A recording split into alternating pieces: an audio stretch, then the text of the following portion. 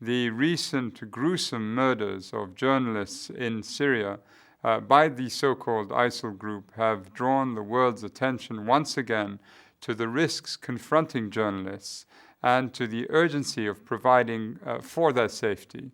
However, these killings are just a fraction of a larger phenomenon.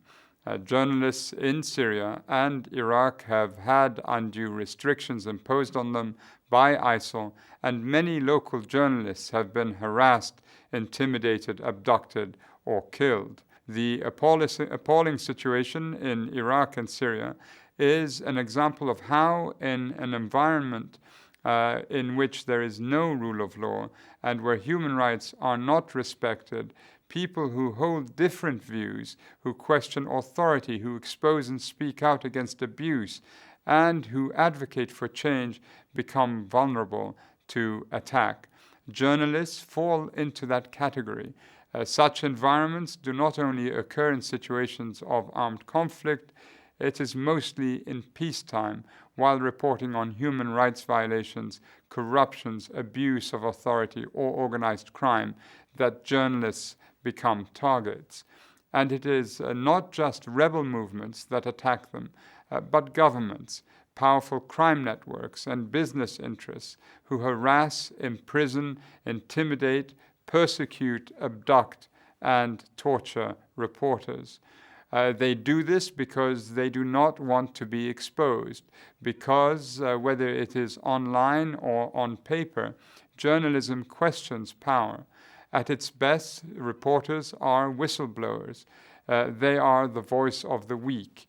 They are watchdogs against corruption, dishonesty, and abuse. Strong and independent journalism is vital to human rights promotion and protection. It nourishes informed participation in decision-making. It sheds light in dark corners, helping to reinforce transparent and accountable governing institutions.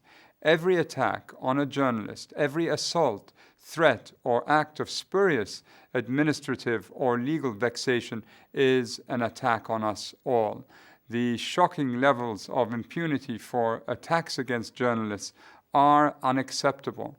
In the past 2 years, the international community has stepped up its action to protect journalists and media workers. Let us build on this momentum and close the wide gap that exists between principle and practice. Let us jointly ensure that each state creates and sustains an enabling environment for journalists where they can fulfill their role effectively without due or undue interference.